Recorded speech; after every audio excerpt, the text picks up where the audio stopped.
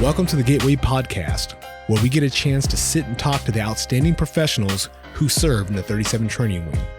I get the privilege to host this podcast and serve as Warhawk Nation's Command Chief. So, without further delay, let's jump into it. As a reminder to all listeners, all topics discussed are unclassified, and the views expressed by our guests and hosts are not necessarily the position of the United States Air Force, the Department of Defense, or any government agency. All right. Well, welcome to today's podcast. We're super excited to have you out here today. We're going to start off with some basic stuff here. All right. So it's your first, all three of you all nodded north and south that this is your first podcast. Have anybody ever done any radio? No, sir. All right. Well, we don't have the headphones on. The folks out there can't see us. But when you put the headphones on, you start hearing your voice. It gets in your head. And I've never met anybody that loves the sound of their voice. And I was just stating that earlier. Like, really? I'm going to listen to the podcast and be like, that's what I sound like? That's the worst. It's the worst. Like, again, I ran a couple podcasts before, and you just listen to yourself and are like, oh, that's what I sound like? And people are like, yeah, that's what you sound like. I'm like, I don't like it. I don't like it. I wish I had a deeper voice. I wish I had the Barry White type voice. And for you younger folks, Barry White was a 1970s R&B, 60s and 70s R&B. Yes. Kind of rolled into the 80s. Had the most baritone, beautiful voice of all time. So let's get into it. So I'm sorry, I digress. I see a lot of squirrels out there. I'd like you to introduce yourself, your full name, your hometown, and where you work. I am Technical Sergeant Clarissa Scott. I am originally from San Antonio, Texas, so I'm home right now, which is awesome. And I work in the 37 Training Group, Military Training and Standardization Flight. Military Standardization. Isn't that supposed to be just like military, though? We should all be standardized. Yes, sir. Oh, we're going to talk about standards then. So let me write a little quick note about that. So let me write some notes. Yeah, I want to write some notes to keep this conversation moving. Yes, sir. So Staff Sergeant Kenneth Nixon. I am from Hertford, North Carolina. It's about 40 minutes from the Outer Banks, kind of give a perspective. And I work at the 344th Military Training Flight. 344 Military Training Flight, huh? Yes, sir. Is there any area in particular where which you work? So I'm an out processing MTL currently. So you're everybody's favorite person. Huh? Everybody's favorite. Everybody's favorite MTL is they get to leave training. That excitement. Remember that excitement? Ooh, I'm going to talk about that too. Go ahead, sir. All right. I am Tech Sergeant Craig Irvin from Lake Charles, Louisiana. I'm an MTL over at the 343 Security Forces Academy. What is all your original AFSCs, your original Air Force specialty codes? For me, aircraft structural maintenance. Most people know it's about sheet metal. Sheet metal, but you're an ASM. Indeed. Do you have your ASM patch on right now? Yes, sir. You make me so happy with that. Maintenance. Yes, sir. What about you, sir? I'm a firefighter, sir. Fire dog, huh? Yes, Fire dog turned to MTL. I know. It's crazy. Exciting. It's drastic. Did you try to go to Goodfellow? So my wife actually wanted to go to Goodfellow, but I didn't want to go back. You don't want to go back out there? I go there for all of our advanced courses are there. So I was like, I'd like to go somewhere different. Try it out. Yes. Have you been stationed in San Antonio before? No, sir. All right. And I am Security Forces by trade. So we got the Defender. Yes, sir. Defender. I have a weird question. Do you live with your mother? I do. Yes, sir. That was inside baseball. We could edit that out. We could edit. But Sergeant Scott, we got a chance to go TDY to Fairchild, my first base, and I was super emotional on all my feels. And Sergeant Scott, I got the privilege to watch her go out there and represent you as MTLs out there. It was absolutely phenomenal. So we talk about standards. Standards right now, I think, are really at the forefront.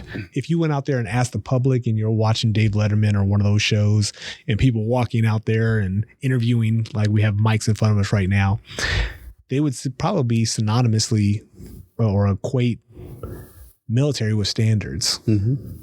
But we're struggling, I think, a little bit with standards right now. My perspective, I've been in I'm a little older, maybe, I'm a little bit more, back in my day. Yeah, back in my day. But I do see some slippage of standards. How are you enforcing those standards as MTLs? So I know with the Military Training and Standardization Flight, our job is to ensure that the MTLs have the tools to enforce those standards. So obviously we have AFI 36-2903. We also supplement that with our student guide that encompasses everything that all the group standards that they want. So on top of the AFI standards that are already in place, it will add to that. And so that's how we kind of work to keep the airmen on the correct path. Because obviously we've had a lot of changes within like the last 2-3 years with the standards across the board.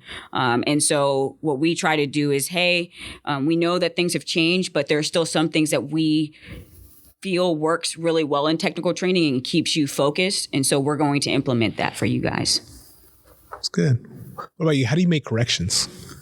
Yeah, so I mean, it's pretty black and white. You know, if they read the student guide and it tells you everything you need to do to succeed, and if they're not doing those, then we just approach them and be like, hey, you're out of regs or whatever the case, and typically you pull a 341 and then they'll be at remedial training. We'll discuss, why you're here and all that stuff, and hopefully they learn from it. Some of them just don't, though. Some of them don't, huh? Some of them don't. But a lot of them do. Yeah, there's that few that it really hits home. They're like, man, that sucked. I did not want to be here again. So, for me, I think I try to influence your outward impression on people and your reputation. Most times, I think we don't go out into our day-to-day activities trying to misrepresent ourselves. So in those moments, I just remind people that your dress and appearance tells me everything I need to know about you today. Sure. It lets me know that if your uniform is out of regs, there's nothing as far as responsibilities that I can give you that you'll be able to handle with care, because you couldn't even get dressed the correct way. And we've already addressed that. What the standard is from you graduating BMT. At this point, now there's a conversation to have. And I do have a hot and a cold approach, if you will. If I'm talking to the masses, then I'll give them a stern conversation. But one-on-one, I have a softer approach just to say, hey, wingman, what's going on with you? And I try to tap into like their inward impression of themselves for that day as well. So I go with the flow, but I'm also mindful of the room whenever I am addressing those situations with airmen. That was awesome. Yes, sir. So yesterday I was got a chance to speak to the Air Education and Training Command for sergeants. They're out here for professional development. And that was one of the topics, of course, the standards and how do you make corrections. And, because I don't think it's necessarily ranked based. A lot of people think that it's like, oh, he's a chief, he's going to make corrections. I was like, well, it's my duty to. Mm-hmm. It's your duty to as non-commissioned officers. But also, we all want the end state. Like, I think you hit the nail, both of you, all three of you actually hit the nail on the head. You're out there and we want the same end state. We want people to be able to follow simple instructions and the uniformity that is our military. You're going to have individualism, but your individualism comes from your work ethic, mm-hmm. how you speak, how you interact. And I always shake, for me, 26 years later, it's still hard to make corrections at times. You see them like, oh, I gotta go make this correction. I usually just shake their hand and just look at them and say, hey, do you know this? This is going on. And they're like, oh, I didn't know. And I like it. Take it for what it's worth. Here's a standard which you deviated from. I don't want this whole podcast to be about standards though. It's like, oh, this is because everyone just turned us off. They're like, oh, that's it. Let's keep this thing moving. So you have a great job. You're in a developmental special duty. We'll start from this slide. What do you love about your job? The thing I love about my job the most is to see the growth in airmen from day one to that graduation date when they don that beret. It's like the light switch goes off and the chest is poking out a little bit more. The head is held a little bit higher because now they've accomplished that goal and they went from developing themselves to earn that right to be called defenders, but then they're right back into that growth aspect again once they're going operational. So I enjoy seeing those airmen that's kind of inward, maybe soft-spoken, but by the time they're graduating, they're raw. You can't keep them quiet. And you can see it that they're proud of themselves. And I enjoy that the most because I know somewhere along the line, Sergeant Irvin had a conversation with them, and I played a role of them developing themselves as young defenders in the Air Force. Oh, man. Great answer. You're a future chief. I can see it. Yes, sir. So mine's kind of the same way. But I have the individualism when when an airman comes to you after they graduate or when they're leaving, and they look, Sergeant, can I shake your hand? You know, you helped me out through thick and thin while you were here. I know you had to deal with a lot of stuff, but I just want to shake your hand. Or they'll write you a sticky note, you know, that says, you know, thank you for everything you did. And I have a bulletin board where I put those, because those hit home, and those is really what keeps me going and enjoying the job and being a line MTL, is those little individual things that the airmen do.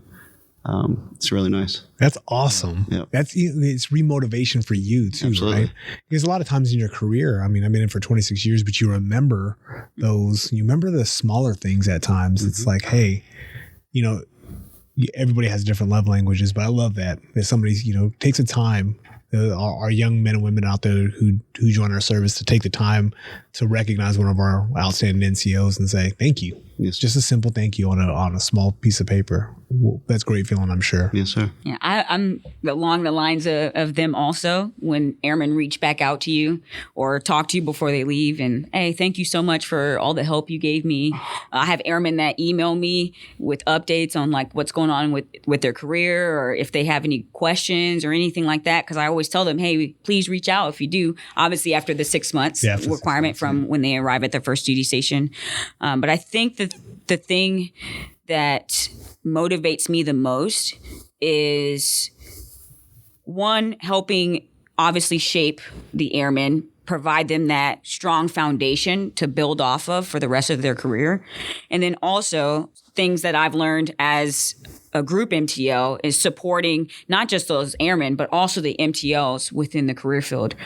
We have a very long and hard job, very stressful at times.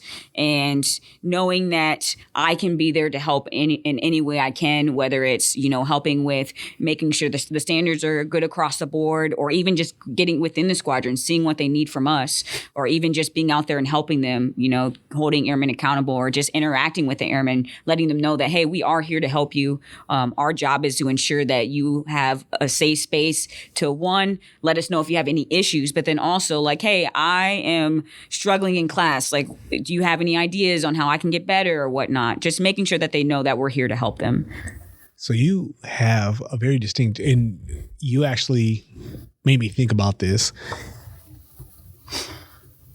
It's hard to remember sometimes what it feels like when you first get off the bus in basic training, when you leave MEPS to go to basic training, to get here in basic training, then graduate basic training, and then go to tech school. But you all get to see the first day of the rest of their lives. And it's kind of not rinse and repeat, but you get a chance to be a part of that excitement of your very first base. Do you remember what that feels like? I do a little bit. It wasn't too long ago. But just the nervousness also of like the unknown, like, oh, this is a big deal, like changing my entire life and conforming to the military or what the military envisions of an airman. That was definitely a huge gut check kind of. And you kind of get away from that as you move along in your career. And being here as an MTL, you remember that. And you're like, dang, I remember when I was in that airman's exact position. And just, it kind of humbles you. Like, hey, I remember those beginnings. I remember the struggle and the nervousness and just the fear of failure and all that. And so just that understanding, I think, gives us the ability to really get to those airmen's level and be like, hey, I understand what you're going through. All of us have been through that too. So we're here to help you with that process. Yeah, absolutely. So. It's like, and that sometimes you got to step back and truly like, okay, I was in that position and I remember this. So this airman's messing up a little bit.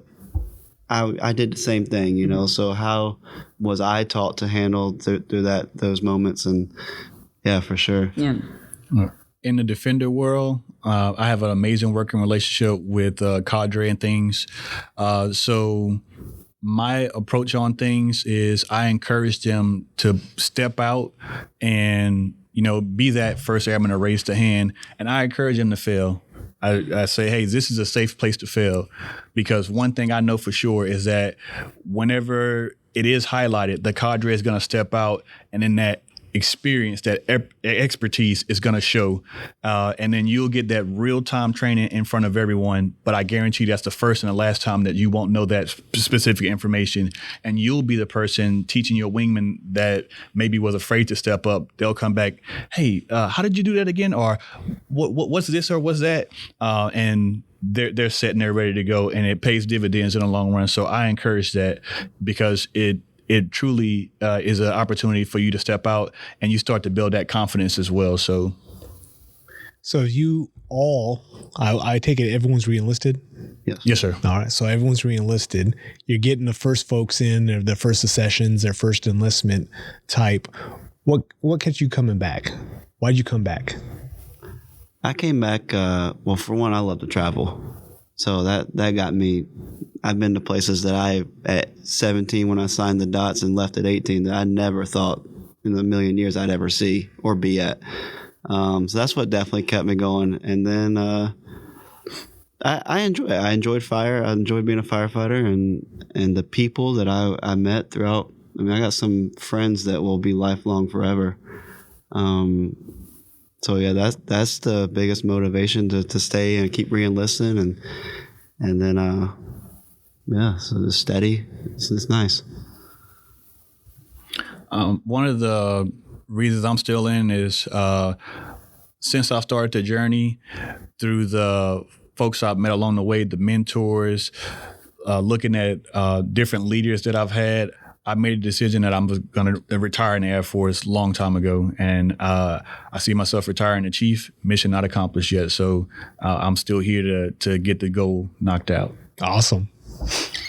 The reason I've stayed, I'm actually pretty open with my story.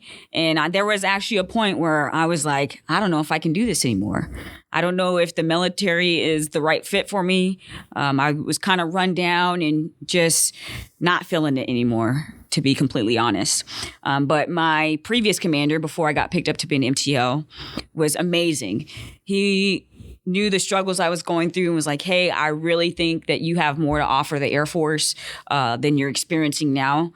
I really think you should stay in, even if it's just one more re-enlistment before they went along with the 12-year re-enlistment, and then you don't have to do it anymore. He's like, I really think you should re-enlist one more time, and then if at that point you're still in the same space, and hey, maybe the military really isn't for you. And I was like, okay, well, I have no plans right now, so let me re-enlist. And from there, it kind of just took a 180.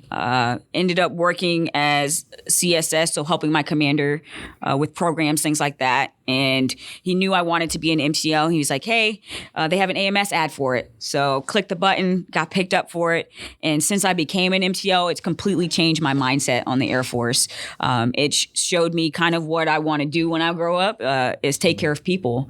And this job absolutely prepares you to take care of people, because that's all you do. Is you're there for the airmen, making sure they're taken care of, making sure anything they have going on, you're there to help them through it. And it's absolutely been the greatest job I've had in my career. So you talk about mentoring.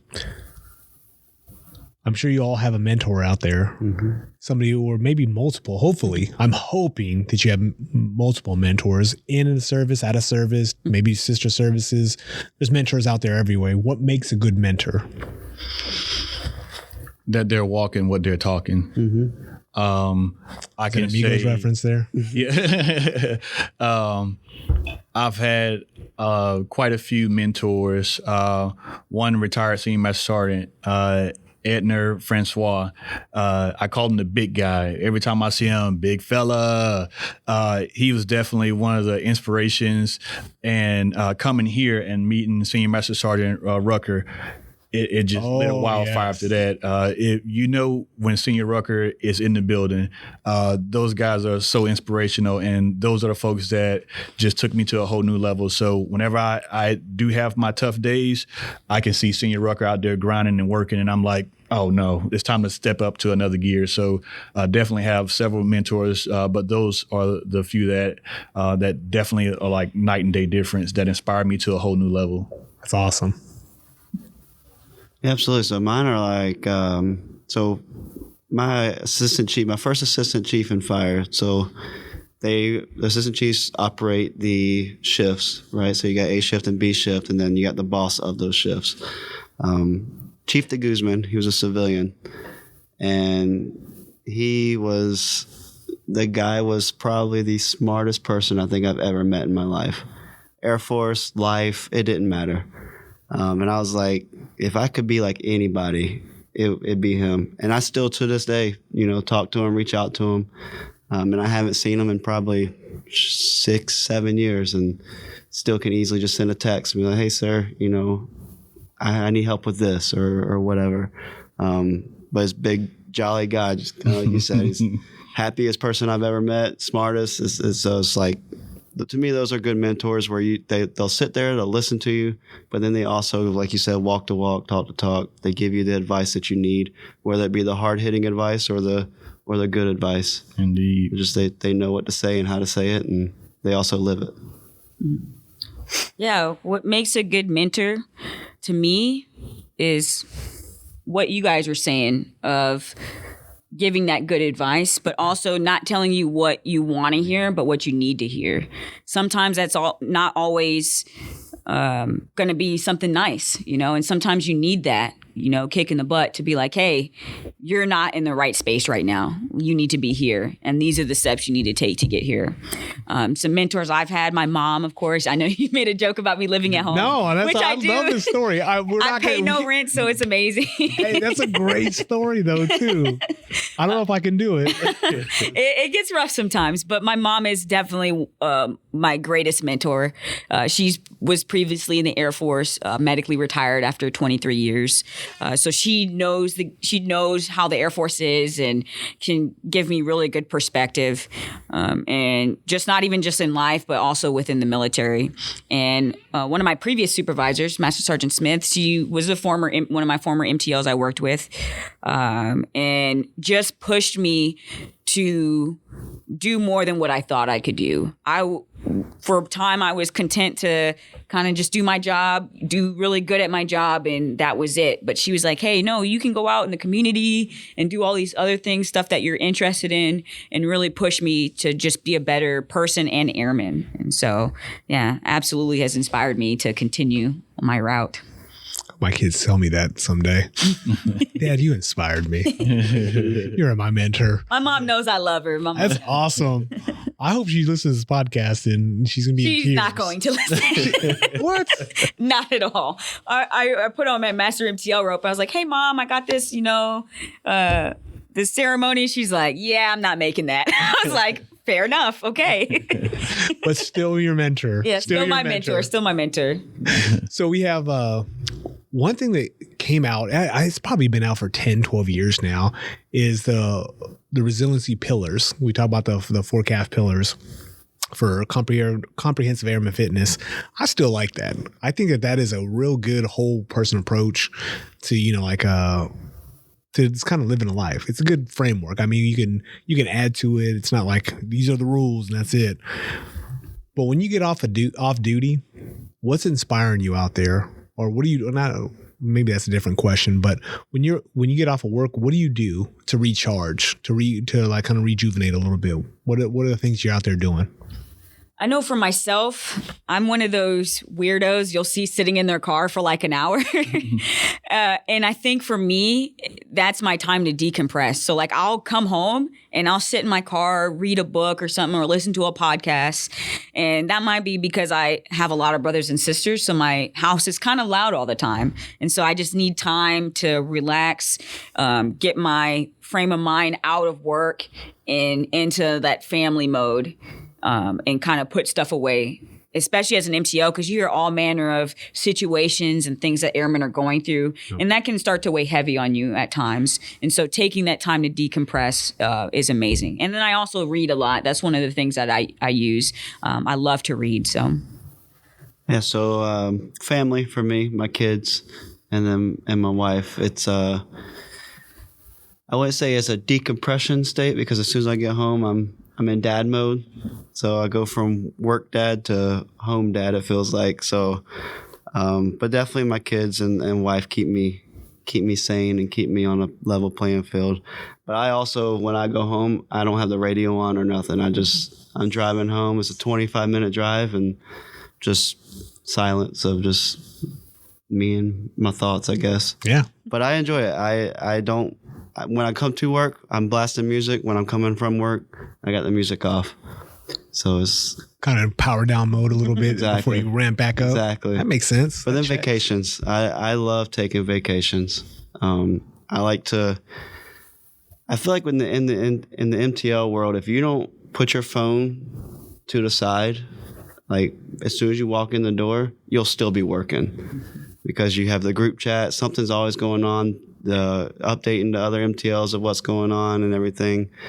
If you don't set your phone down, you're still working. So you have to just take that time and set it out for your family and just don't even look at it. Do not disturb. Yeah, do not disturb. My do not disturb goes on at 7:00 at night. So Absolutely. For me, what resets me is family. We have twin girls. Right now, our oldest is out of the house. So having that family time and creating those memories and just enjoying each other's companies, that's what keeps me going. And I also try to be an example for the kids too, to see like, hey, that dad has a, busy schedule all the time, but dad will always, and I mean always, make time to spend time with you and create memories together. So that's what keeps me going. And I'm here for it. Man, you guys are way. I'd be like, I'd jump on a motorcycle or I go scuba diving. Like family. I love my family though too. So those listening, If you're listening to this, all 5 of those kids, I love them. Love them. Great kids. Great kids. Yeah. So some of you have mentioned reading. What's a book or a movie that comes to mind right now when it comes to inspiration or something that's like, oh, it's great? I just finished the 21 Laws of Leadership. Definitely insightful. Kind of hit some things that I'm already tapped into, but also kind of shed light on things that I may have overlooked. And I thought, oh yeah, I'm doing this thing right. And it's like offered a different perspective. So yeah, there's areas of improvement for sure. For sure. So enjoyed that book. Yeah. So I don't read much. My time is so busy to even really pick up a book. But I will say a movie that inspires to Fury. I don't know if you've seen Fury. Yeah. Oh yeah. Like that's the way that they uphold themselves in that movie at the end is just it's all one team, one fight at that moment. So if I had something to relate to book wise, it would be that movie. Okay.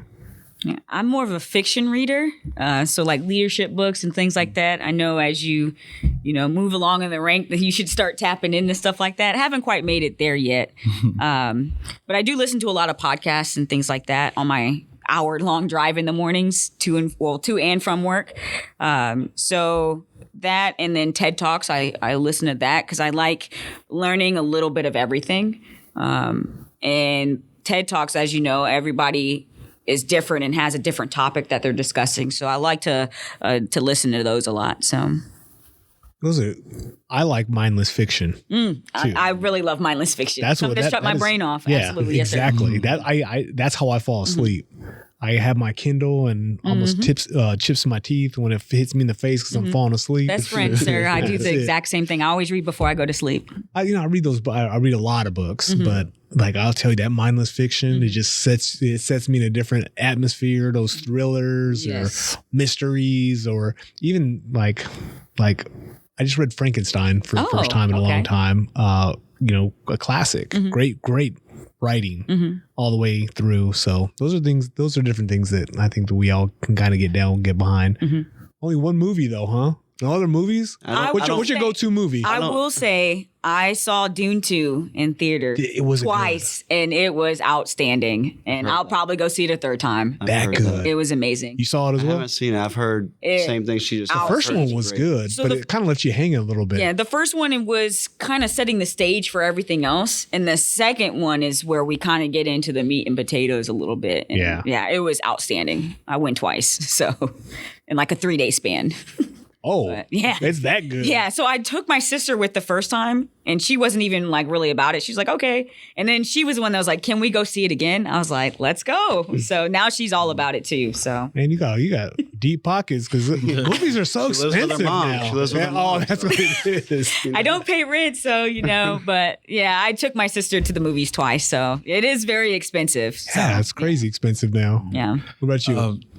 Not so much movie buff. That's the wife. She's the person that reels me in with movies. If you ask me, I'll watch Life on repeat every single day of the week. Life? Life. Old school Life? Old school life. Life. Yes. You talking about the Eddie Murphy Life? Yes, sir. Life. That is the go-to movie. I'll said watch old it school, every like day of it's the week super if I had to. But yeah, she's the person that kind of changes the different movies and things like that, and she's a thespian, so she's tapped into those things. So yeah, I'm just there for the ride. I'm just a good supporter in that moment. What about when you go out to your next base? You can't wear the rope forever.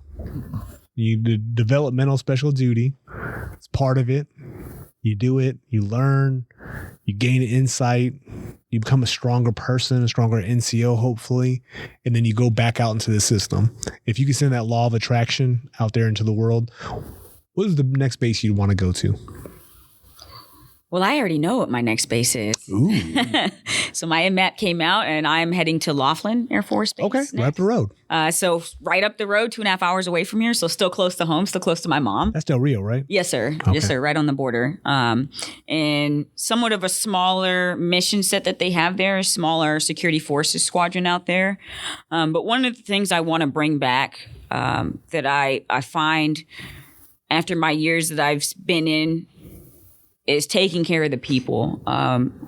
Security forces, still great career field and all that, but we do have some culture things where, hey, like when we talk about mental health and things like that, and people have heard like, oh, it's frowned upon to seek help if I need it, or they're going to take my gun, or whatever the case may be.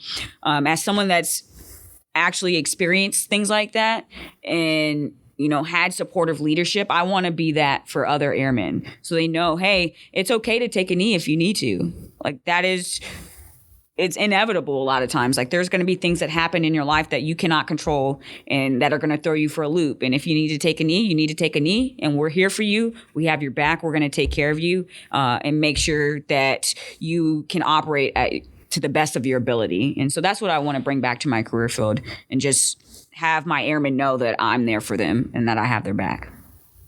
Right on. So my base I would love to go to is I want to go back to Japan. Oh, yes. Absolutely Indeed. love Japan with all my heart. Like I feel like I was meant to be born there. I was right before I became an MTL, I was at Kadena for 4 years. And it was the best 4 years my wife and I feel like we ever had. But it was during COVID times too. So we weren't able to truly enjoy what we know we could have enjoyed. So we want to go back, and we actually want to retire there because when I take the rope off, I have 2 years left. So I'm hoping that maybe I could figure out how to swing back to Japan and retire and just live there for the rest of our lives. I was emailing back and forth today with Ken Wobsey. Oh, yeah? Back and forth all day. Oh, yeah. Yeah. So he's out in Dove right now. He just sent me his retirement invitation. So shout out to Ken Wobsey. One of if my he's favorite listening. Chiefs. Yeah. What an amazing and an okay golfer. Okay. Yeah, he's just okay, Chief. He's just okay. But I was obviously we were at Kadena together, and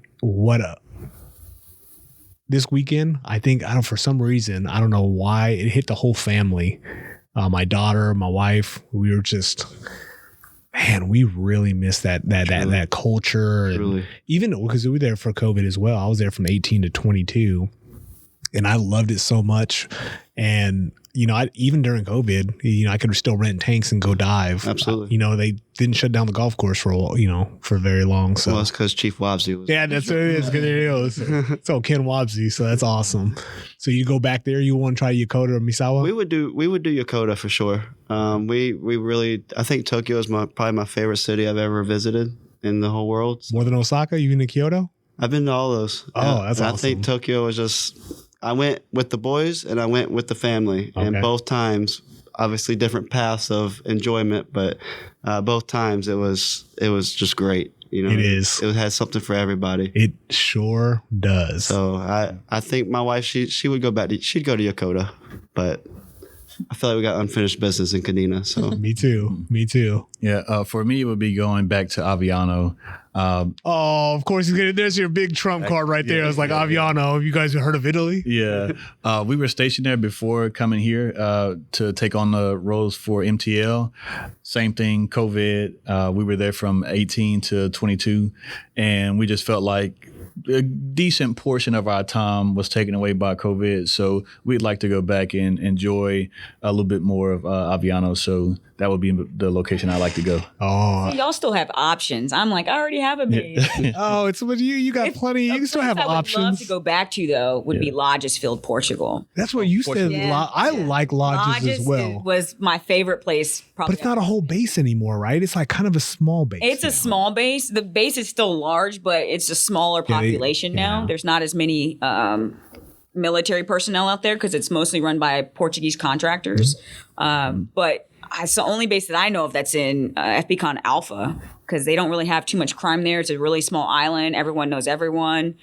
Kind of hard to get off that island. It is. It's a little bit. It's rocky out there. It's rocky and the weather, and you feel like you're going to crash into the ocean, but absolutely loved it out there. I lived on the beach for 13 months, so you can't really beat that. You cannot. Yeah, it was amazing. I would definitely go back there. That's one of my favorite places as well. The planes break down out there a lot. Those were air quotes. You guys, no one saw that, but they're air quotes. I'm not gonna lie, I broke down there before. Yes, sir. But it was a legit break. Oh, okay. So Yeah. that was me winking too. Just kidding. Would never do that. Yeah. All right, so let's wrap this thing up. So parting shots, parting thoughts. And the question would be this. Someday you'll be in my position. What is a piece of advice you'd like to give me? What can I do better as a command chief? Well, I think you do an excellent job, sir. I have to agree, Chief. I don't think she's showboating on that. I think you're one of the command chiefs that I've had in my 16 years that I know you by name. You're so for the people. When we have our MTL all calls with you and Colonel Kashane, you're just present. You're always listening. You're taking notes. You're trying to figure out how to make the special duty better, how to make everything just better. So to be honest, sir, I'm with Sergeant Scott. I think you do a great job. Oh, thank you guys. I'm all emotional now. I'm all feels. I appreciate that. Yeah, I'd have to agree as well, Chief. For the Tech Sergeant Release Party last year, we worked alongside you, and that was a smooth transition. You communicate extremely well. The vision is easy to see, for us to take that information and make things happen. And then on the back end, being a man of your word, and then giving letters of appreciation to all the folks that made that Tech Sergeant Release Party happen. Nothing short of a amazing experience. So definitely I had to agree with them as well. So I would say not something that you don't do. This is actually something you actually do, and being accessible, feeling like we can access you if we really need to talk about something.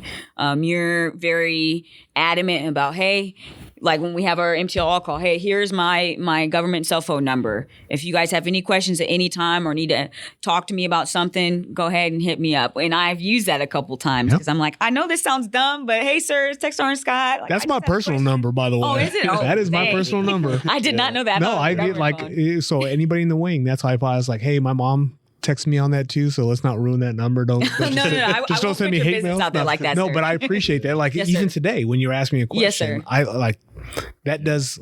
So that's pretty greedy in me, to be honest with you, because I enjoy this. Mm-hmm. Like this, my connection to our wing and to our people starts with these conversations, starts with getting to know one another. And I always ask that thing. I was like, if I can be any one thing off the bat, it'd be approachable. I just want to be approachable. And it's not always going to like, there's going to be a correction I'm going to make that somebody's going to be like, oh, he just likes pancake breakfasts and making corrections. And I'm like, I love pancakes and I don't love making corrections. I don't think anybody really does, but it must be done.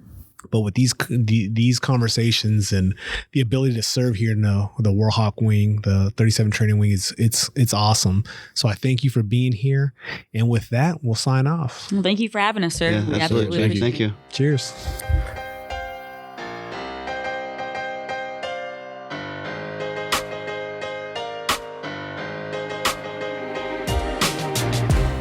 Teammates, thank you for tuning in.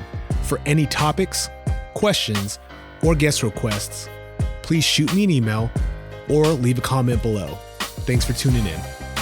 As a reminder to all listeners, all topics discussed are unclassified, and the views expressed by our guests and hosts are not necessarily the position of the United States Air Force, the Department of Defense, or any government agency.